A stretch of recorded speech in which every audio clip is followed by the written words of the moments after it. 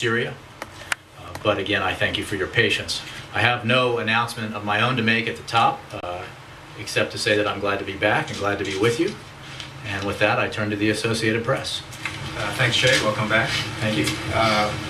Some pretty tough language from Secretary Kerry today. Are the options that the administration, that the president is considering, designed to be merely retaliatory for the actions that you all say occurred in Syria, or is it an opportunity to kind of change the course of the fighting?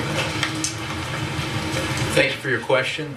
Secretary Kerry, I think, made clear not long ago that what we are evaluating now is a response to the clear use on a mass scale with repugnant results of chemical weapons.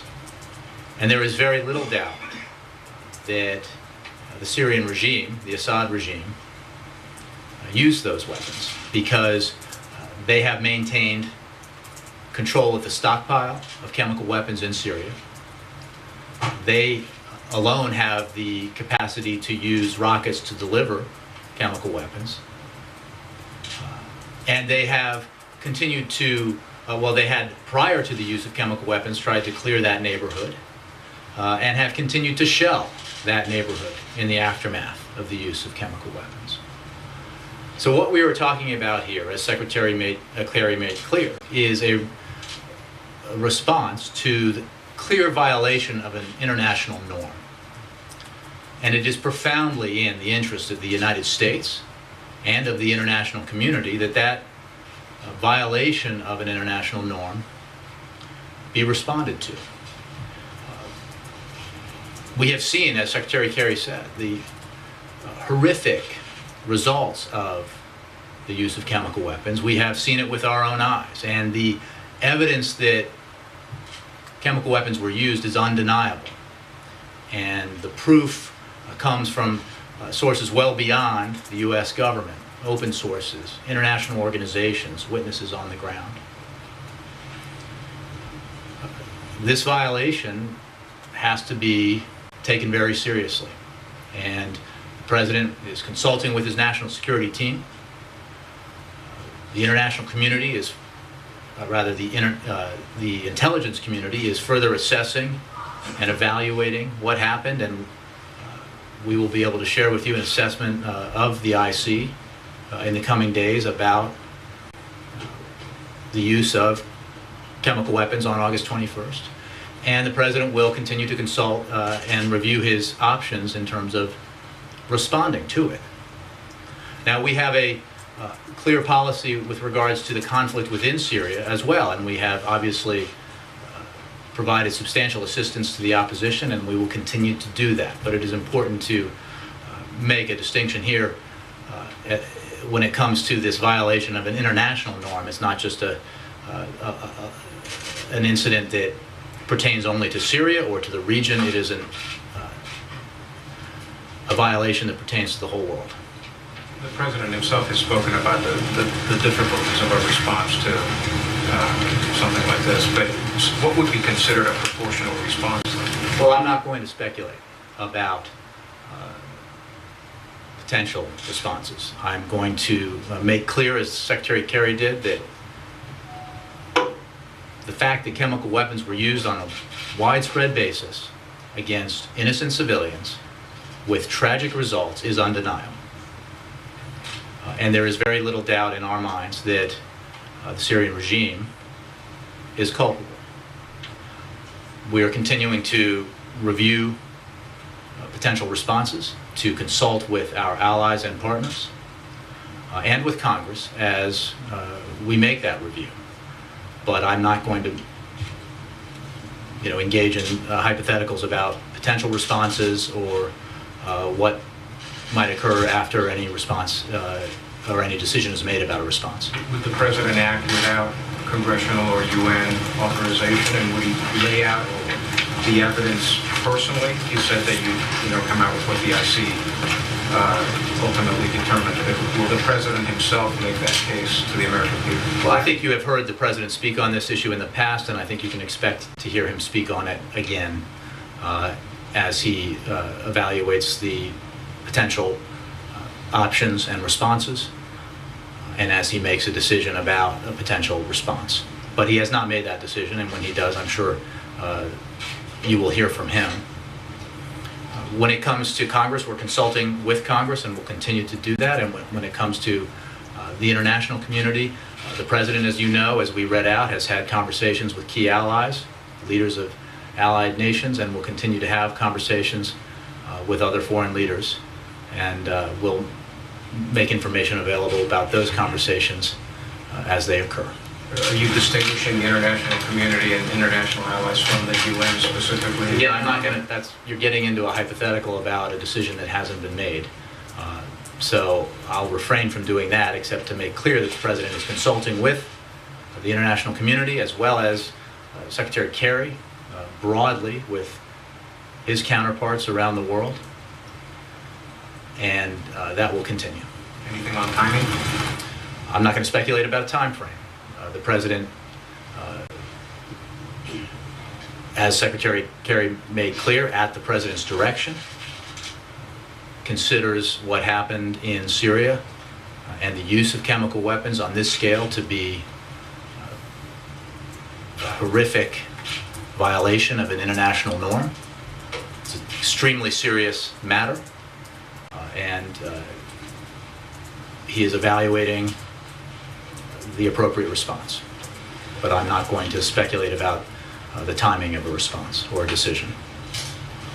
Jay. Jay, Secretary Kerry referred to additional information that the United States has about the attack. Can you tell us what that is or what he meant? What I can tell you, as I mentioned, is that the intelligence community is making assessments, and when it has a formal assessment, we will be able to share conclusions with you in the coming days. That's what the Secretary is referring to.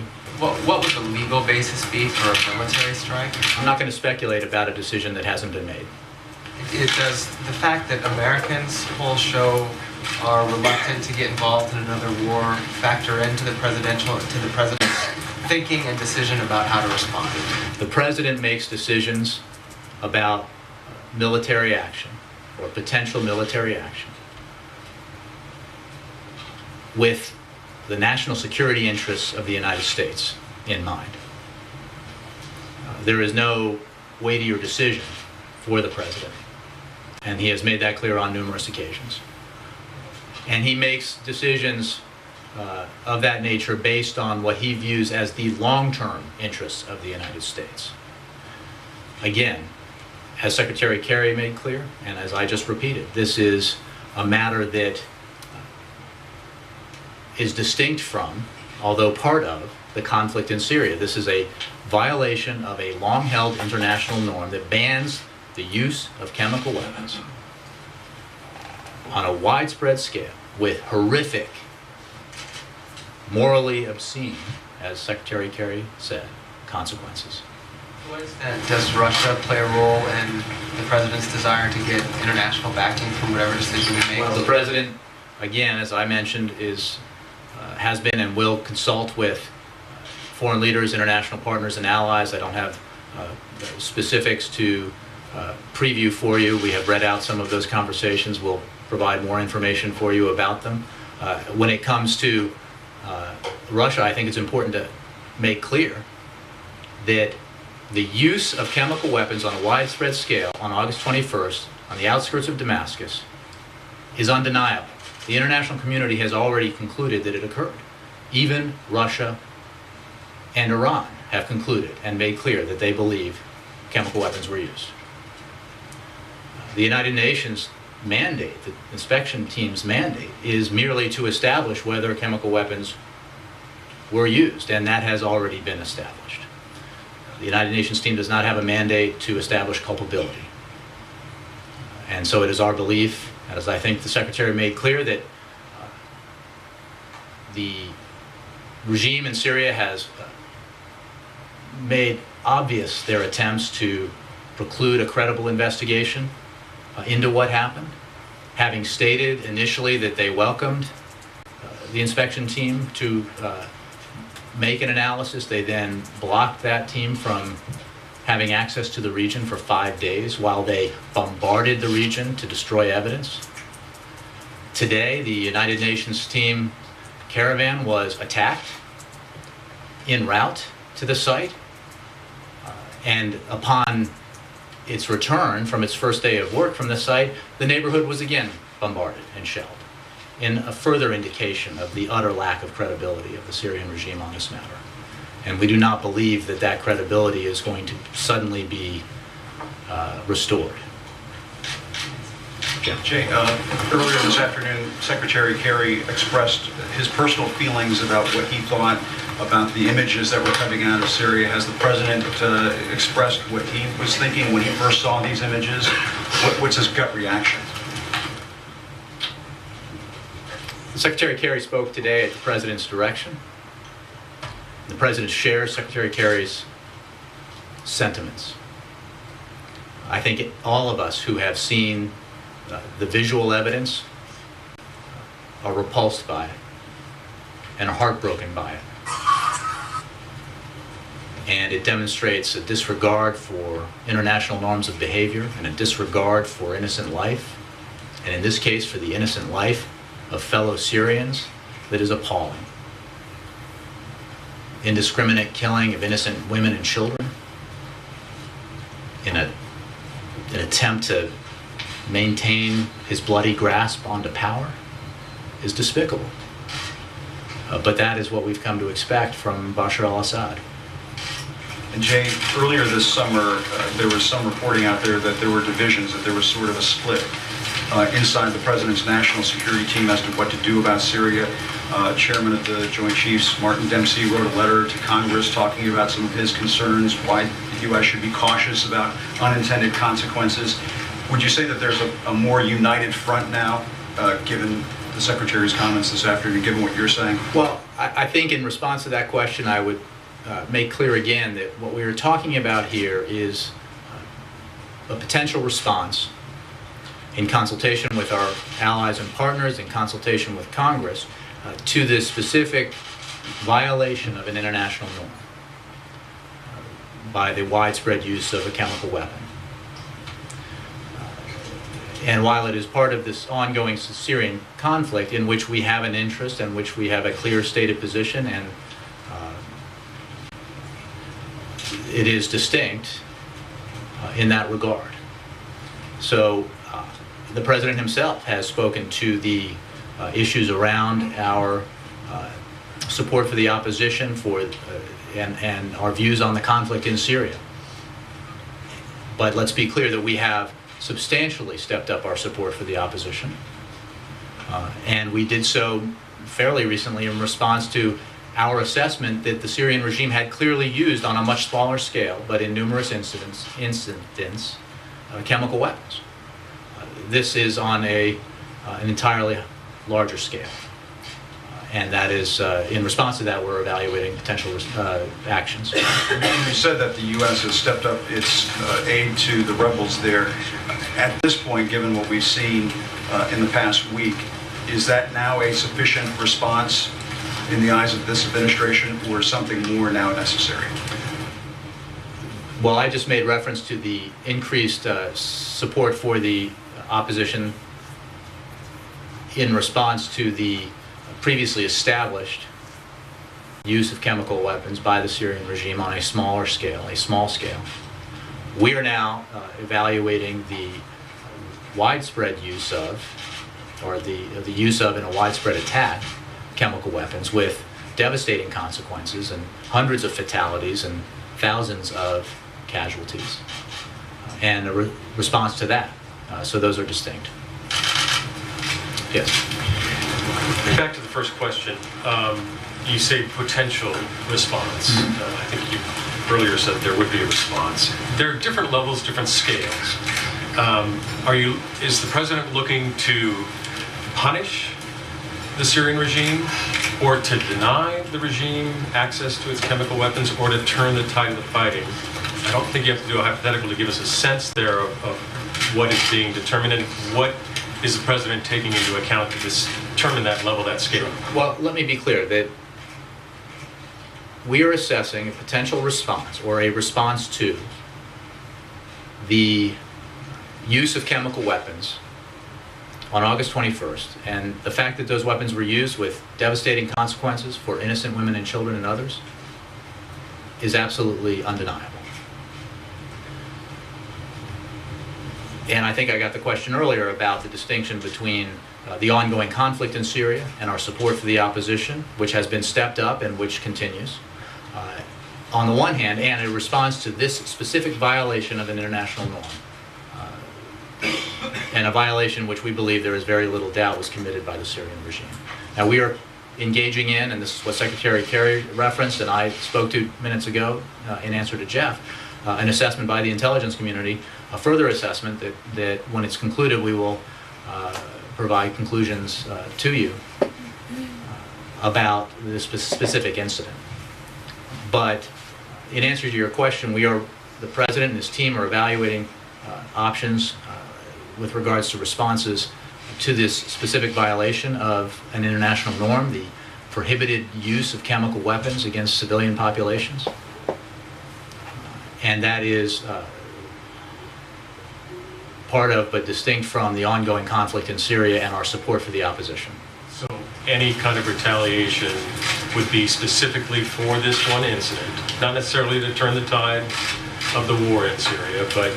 I'm not going to speculate about what the decision will be when it's made. Obviously, we will make it clear and make it clear to the public what our views are and what our actions will be.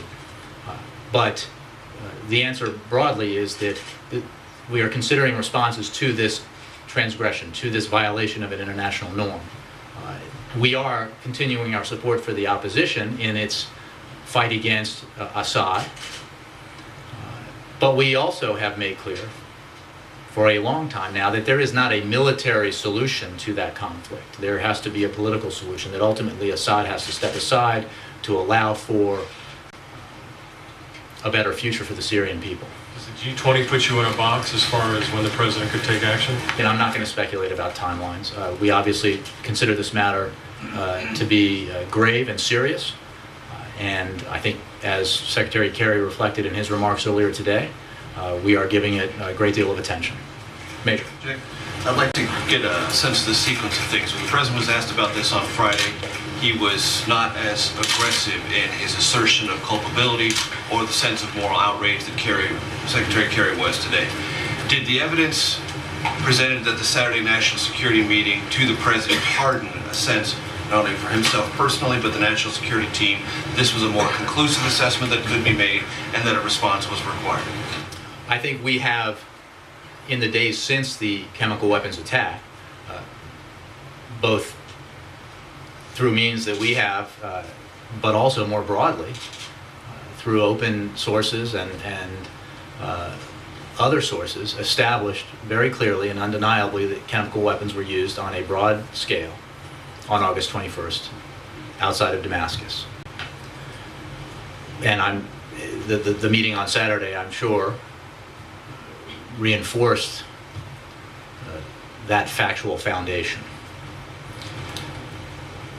I think when the president had the interview, we were still only a day and a half or 2 days in the aftermath of the attack itself. I think Secretary Kerry's statements today reflect very clearly and specifically the president's views and the entire administration's views about what happened, about the fact that the use of chemical weapons on a broad scale is undeniable, and our view, and I think a clearly logical view, that because the Syrian regime has maintained control of Syria's stockpile of chemical weapons, because the Syrian regime alone has the capacity to deliver those weapons via rockets, and because of the actions that Syria has taken in that neighborhood both prior to and in the aftermath of the attack, that there is very little doubt that the Syrian regime is responsible for this attack. But, as Secretary Kerry said, and I've said, there is an assessment ongoing, a formal assessment ongoing by the intelligence community, and when that assessment is concluded in the coming days, we'll make those conclusions known to you.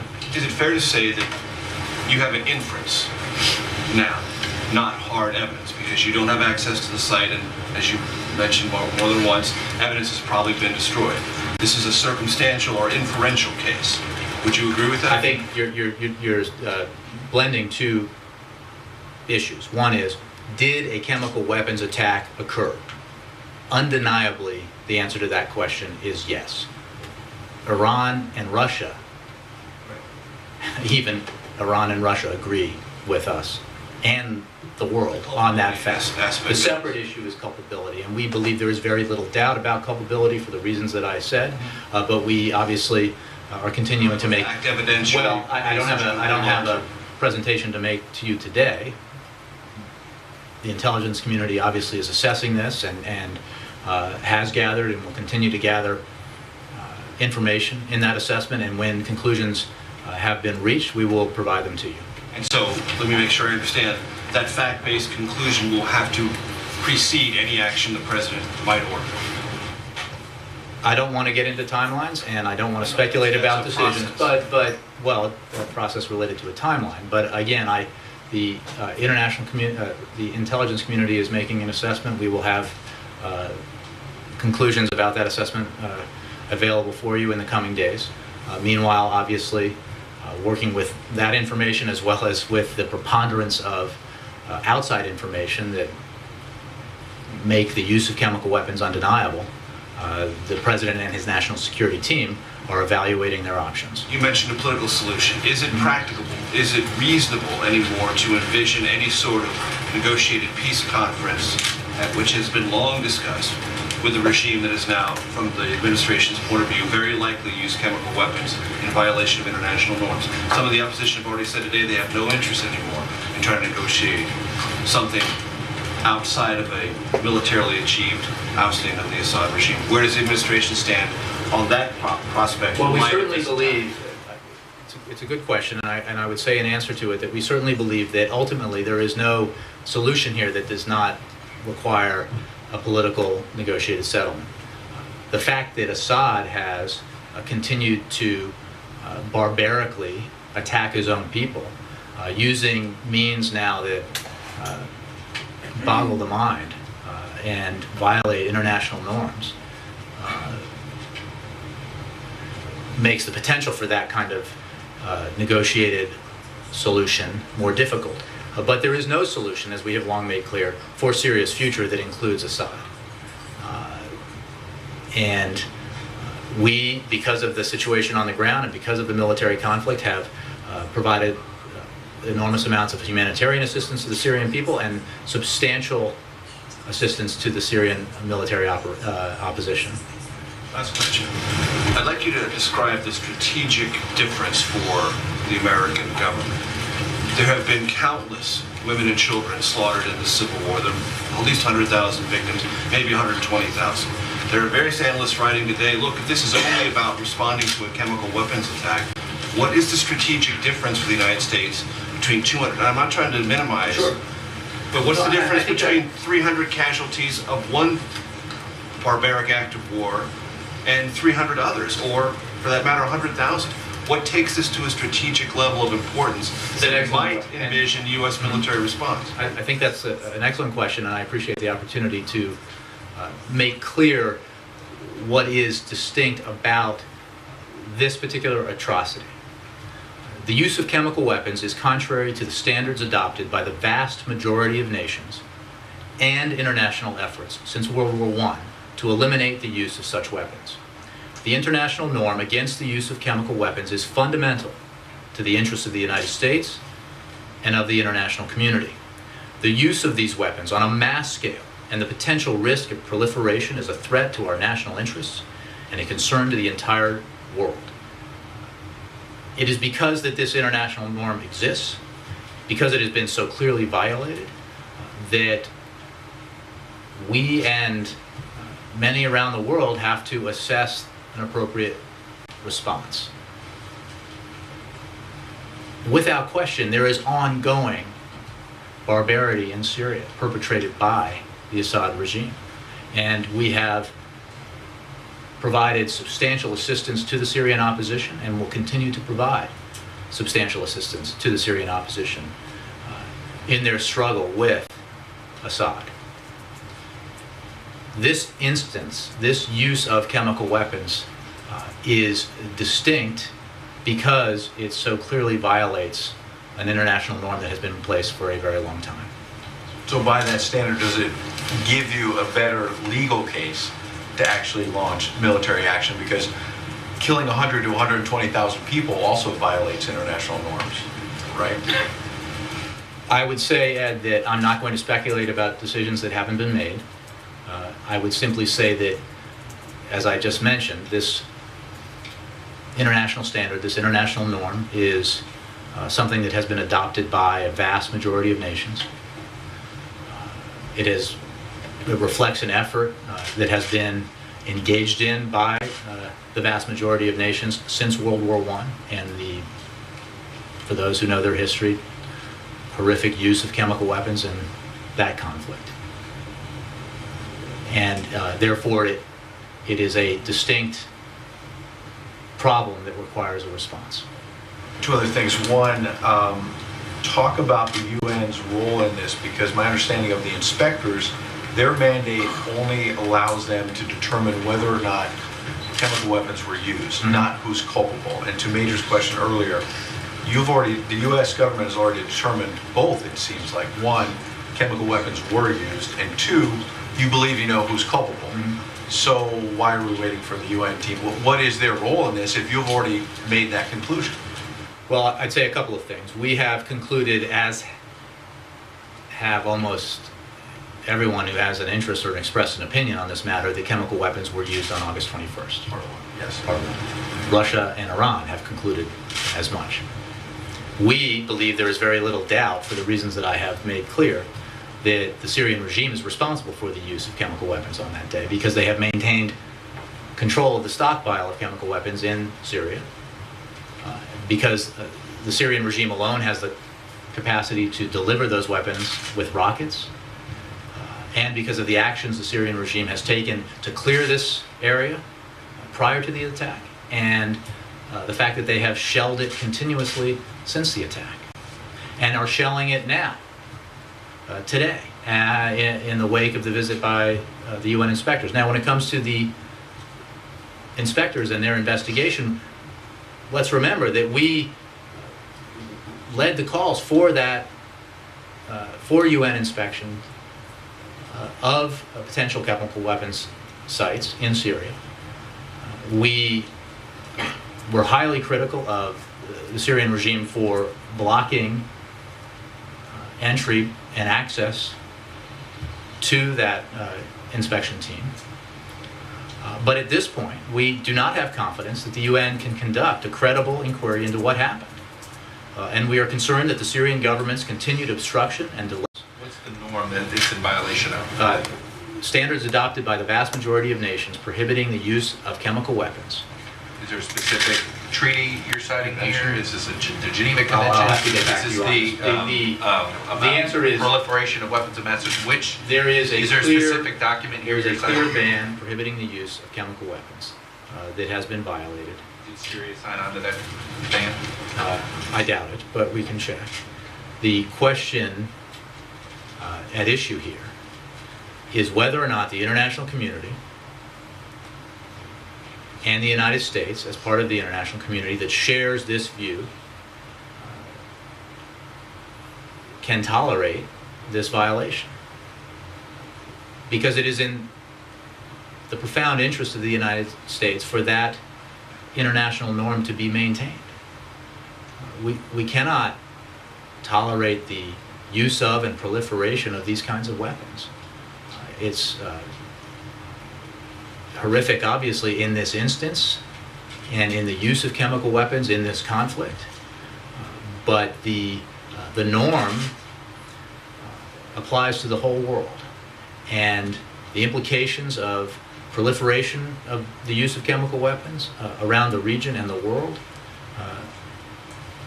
are terrible, and that is why there is the view that we've taken in response to this, and it's a view that's shared by many nations around the world. Why is the United States responsible for enforcing this law? Again, we are consulting with partners and allies around the world on this matter, and we have not announced a response, and the President has not made a decision about a Secretary Kerry response. said you guys are going to respond.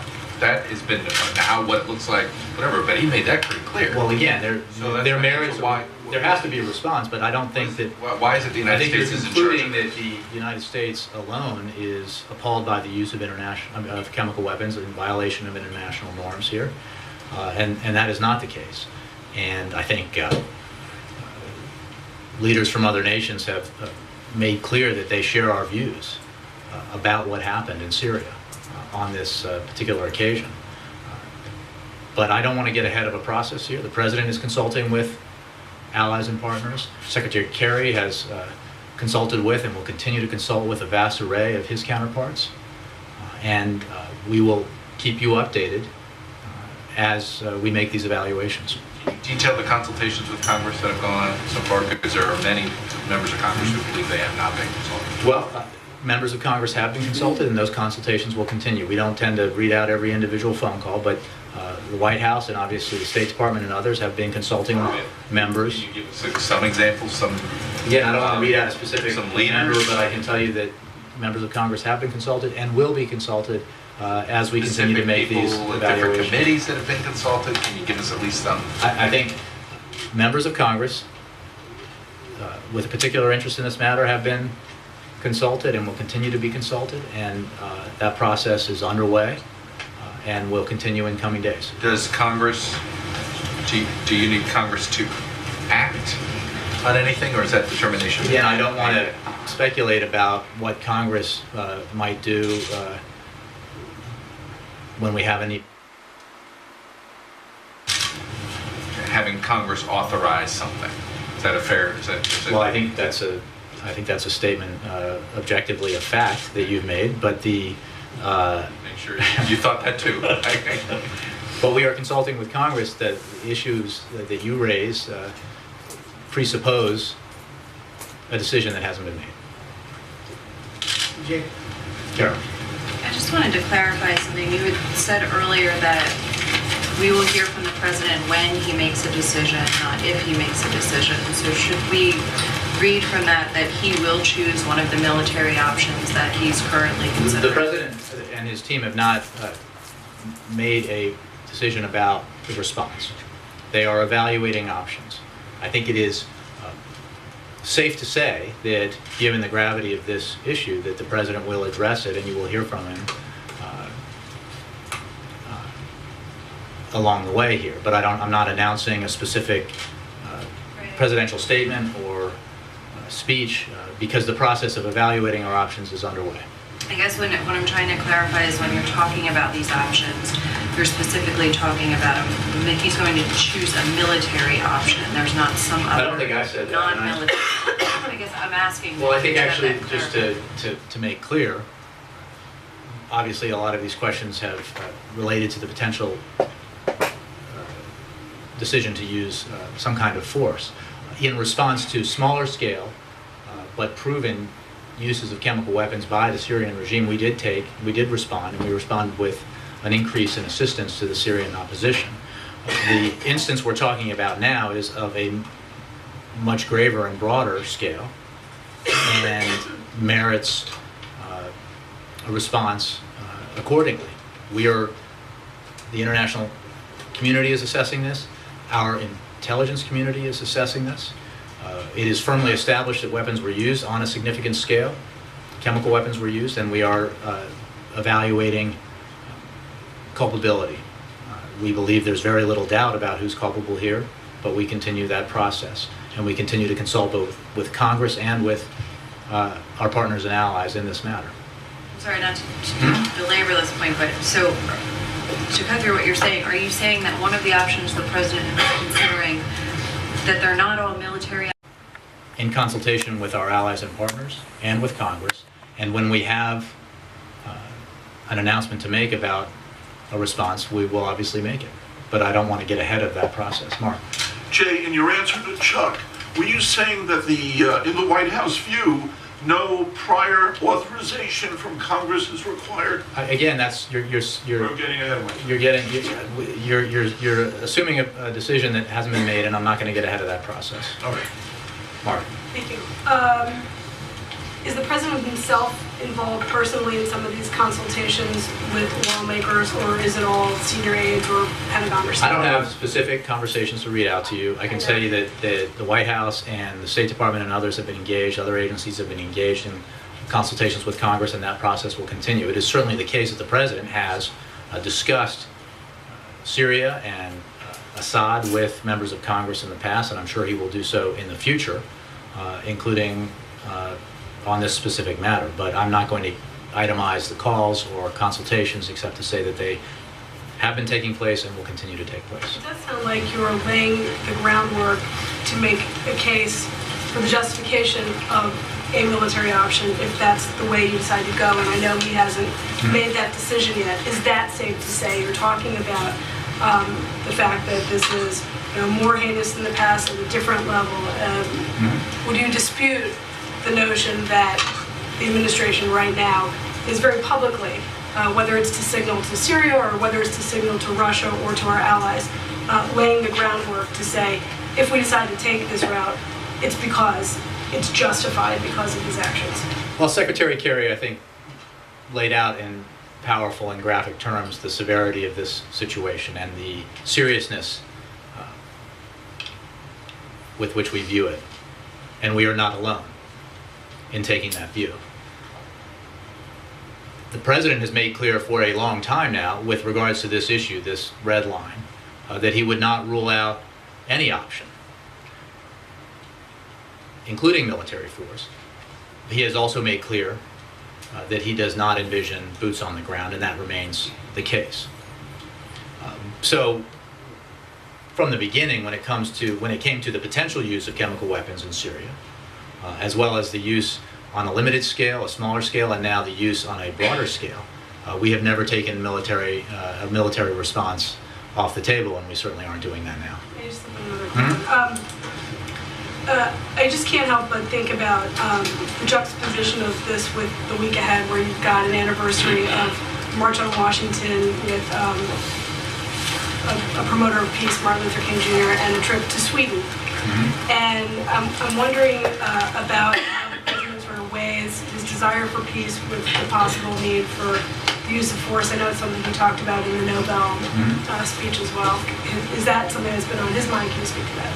I think you've heard the president say in the past, and that speech comes to mind, but many other occasions come to mind as well, that there is no weightier decision that he as president or any of his predecessors can make, and that is whether or not to use military force and put American men and women in uniform in harm's way. It is absolutely the case that, as he said in his recent interview, that we have tens of thousands of American military men and women engaged in a conflict as we speak, still in Afghanistan, even as we draw down our forces there. We, only a few years ago, ended a long and costly conflict in Iraq that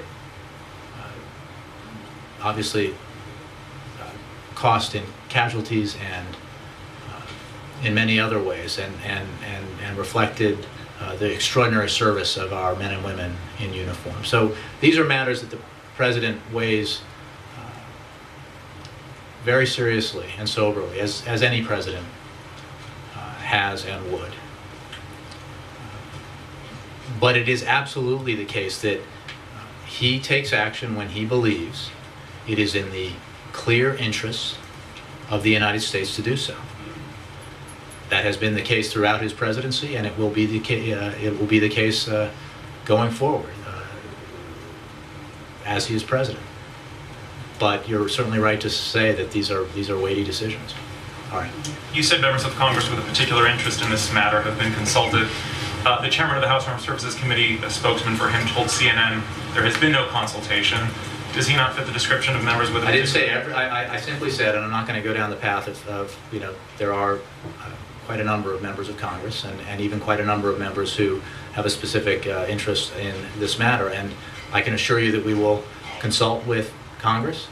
We have consulted with members and will continue to do that, both here from the White House and from state and other agencies as these days progress. But you're not denying the House I'm not going to get into chairman's individual spokesman's statement that there's been no consultation. Again, from I'm not his going to, perspective. as I said earlier, I'm not going to itemize calls or individuals. Each member of Congress Why not? who has, By the way, why not? Elected officials and... again, I think we are consulting with members of Congress. Well, because then we could spend, there are 535 members, we spend a lot of time with each Let's individual. stop right now and say, you know what, we've talked to these 15 senators, we've talked to about 10 House And what I can members. tell you, Chuck, is that we've talked to a number of members of Congress. The White House has, the State Department has, and others, and other agencies have, and that process will continue.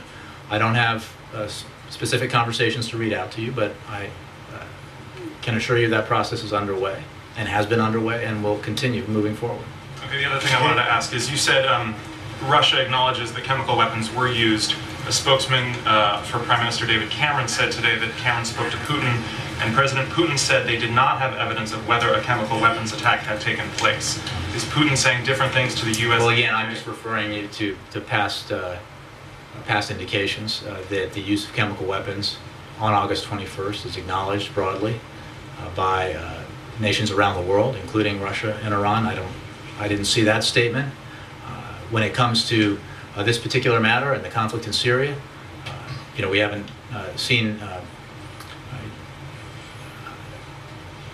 as much cooperation from Russia as we and many nations would like. But on that statement, I just don't have a response because I haven't seen it. Yeah. Kevin? Okay. At the moment, does the president plan to meet with Putin in the G20? Is there any update there? I don't have a schedule for you. Obviously, the G20 is being held in St. Petersburg. Russia is the host nation, so he will certainly meet with Putin. But we don't have, as you know, we decided against a bilateral summit in Moscow with President Putin. So will it be a bilat, though? I mean, it'll be a formal... Yeah, I just don't have a schedule of what our meetings look like at the G20. I mean, we're going to St. Petersburg for the G20. Yes. Yeah. Jay, Sorry. thanks. I'm beginning to lose my voice a little. That's okay, thank you. Do you know if in his deliberations, you said there's a lot of things the president is looking at and his staff, do you know if the deliberations include the Americans that are believed to be held by the regime in Syria? Well, we are obviously aware of those issues and many others. I don't have a comment to make or a assessment to make about how that issue plays into these deliberations. We're focused on, the President's team is focused on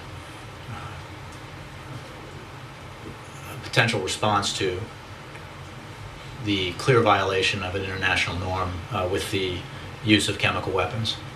Do you know if there's been talk with the regime on the people I'm who sorry? are there? Do you know if there's been talk? Is there any sort of talks with the regime on getting those people back?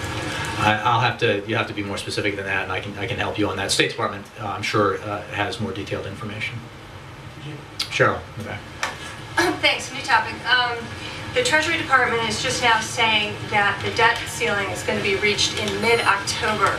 Does that change your budget calculations? Do you anticipate a budget agreement by mid-October? Or do you still want to negotiate? Well, for anything obviously related to the debt ceiling and issues like that, I would refer you to the Treasury Department. I believe you're referring to something Secretary Lew has put out, but let me reiterate what our position is, and it is unequivocal. We will not negotiate with Republicans in Congress over Congress's responsibility to pay the bills that Congress has racked up. Period. It is Congress's responsibility to maintain the full faith and credit of the United States. We have never defaulted, and we must never default. That is our position, 100%, full stop. Obviously, we are going to be dealing with Congress on the need to fund the government. President has put forward a clear compromise proposal, a broad compromise proposal that would reduce the deficit significantly, including through savings in our entitlement programs, in a balanced way, and we continue to await a response from that proposal which has been on the table now for many, many months. But Congress has basically two responsibilities. It has to pay its bills, and it has to vote on a budget. And we hope that Congress fulfills those two basic responsibilities. Yes? Back on Syria for a second. Because the president's options will flow from his aims, his goals, I wanted to clarify two related questions about his goals. First of all, on the chemical weapons, is it the president's goal, considering his concern about use and proliferation, to locate the chemical weapons, to lock them up, or to destroy them, to have the international community take possession of them? That's question number one. Throughout this conflict, and even predating it, this administration has been extremely focused on working to counter proliferation of weapons of mass destruction, including chemical weapons. And Syria has been, as a nation and a regime that maintains stockpiles of chemical weapons, a concern. Now, since this conflict began, we've made clear our concern about the disposition of chemical weapons in Syria. And we have closely monitored the disposition of those stockpiles. And it is our clear assessment that the Syrian regime has maintained control over those weapons, which is one of the reasons why we believe there's very little doubt about who is responsible for the use of chemical weapons several days ago on the scale that we have seen. That and the fact that Syria alone, the regime alone, maintains the rockets and has the rockets capable of delivering the weapons in the manner that they were delivered. So the rest of your question, I think, gets to what type of response he may be considering. The president may be... I was asking about his goal. I was asking about his goal. Well, he has obviously very clear and broad non-proliferation goals. The disposition of chemical weapons in Syria remains, separate from this incident, a matter of great concern to us and to the international community. And that will be the case going forward, separate from the response that is decided upon in reaction to this use of chemical weapons. Related to his aims, related to Carol's question, because the president on Friday said that it is not in the long-term interest of the United States for Syria to be in possession of these chemical weapons, to use them to proliferate. And because you called this action on August 21st an atrocity, could you say at least the president's aim is to have a commensurate response in reaction to what happened on August 21st? I can say that we believe, and the president and his team believes, that there needs to be a response that reflects the seriousness of this transgression. Again, I don't want to engage in hypotheticals about what a decision will be made here. But I think Secretary Kerry made clear earlier today just how seriously we view this. And as I think I've tried to make clear, we are not alone in that assessment. Far from it. Yes, Ken. Jay, just heard a fairly strong reiteration of no boots on the ground. Are you saying no boots of any kind on the ground in Syrian territory? No U.S. boots on the ground in Syria in response to this conflict? I think I would refer you to what the president said clearly on several occasions. He does not envision sending boots on the ground, U.S. military personnel on the ground in Syria. And does this take us beyond no-fly zone discussion? Ben Rhodes was very detailed in discussing how that wasn't going to be practical. I would refer you to past discussions about this. I think the complexities and realities about the conflict are as they were. But I'm not going to speculate about responses to, including potential military responses to this particular incident, this transgression, this violation of an international norm with the use of chemical weapons on a broad scale against innocent women and children and others. But certainly the nature of the broader conflict remains as it was when Ben and others have discussed that particular proposal that some have put forward. Chris. Thanks, Jay. Two questions on some very different topics. First, And Chelsea Manning, who came out as transgender after being sentenced to 35 years in prison. The Army prison to which she's been assigned doesn't provide hormone therapy or gender reassignment surgery. But the President weighed the hardship Chelsea Manning would face because of her gender identity as a factor in the decision to grant a presidential pardon. Yeah, I'm not going to speculate about that, Chris. Okay, and also, as I first reported earlier, based on an invitation that was leaked to me, the White House is going to be holding a closed-door roundtable on bisexual issues on September 23rd. I just want to know what made the White House decide to hold this event and at that time. I just don't have any information for you on that right now. Do you have anything on Keystone Pipeline? I'm sorry, there are some reports suggesting a decision would be pushed back to 2014. Is that true? That process is being undertaken by the State Department, and I would refer you to the State Department on timelines with regards to that. I think I'm going to end it there. Jim? Thanks very much, everybody.